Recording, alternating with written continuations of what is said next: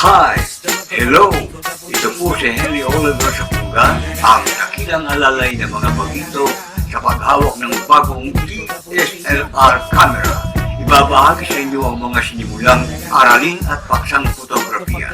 Dito lamang yan sa Bagitong Photographer. Kaya mo yan!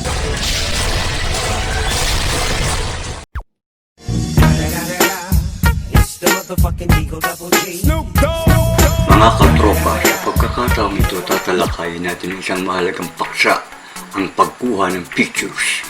Sa pagkuha ng larawan, dapat nating unawain ang kahulugan ng bawat anggulo o framing.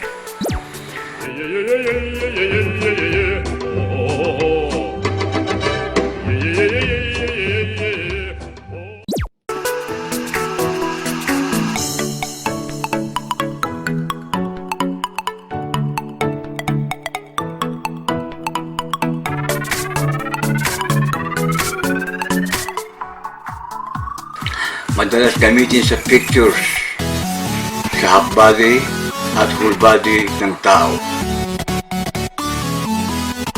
Horizontal framing, nakahiga ang camera na madalas na ginagamit sa pagkuha sa grupo o sa maramihang tao. Palagi din gamit sa pagkuha ng larawan sa mga tanawin, malawak na karagatan at bukirin. Dapat ding unawain na ang kahulugan ng horizon framing ay mahinahon, tahimik at kabaliktaran ng vertical framing.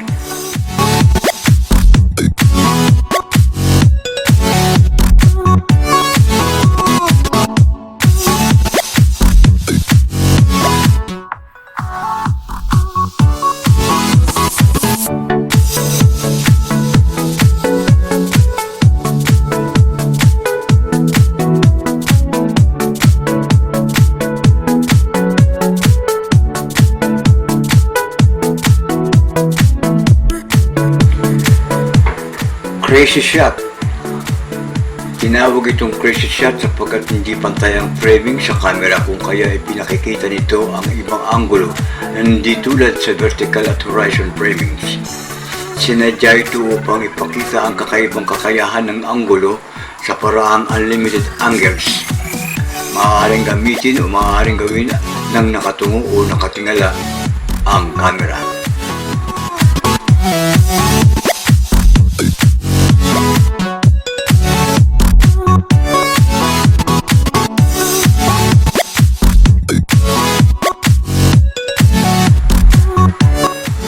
Top shots. Mula sa itaas patungo sa baba ang sipat o silip na camera. Gamit ito upang makunan ang kabuuan ng objects. Gamit din para sa mga tanawin. Dapat ding alamin ng ating mga baguhang photographer na maging pamilyar sila sa iba't ibang lente ng camera.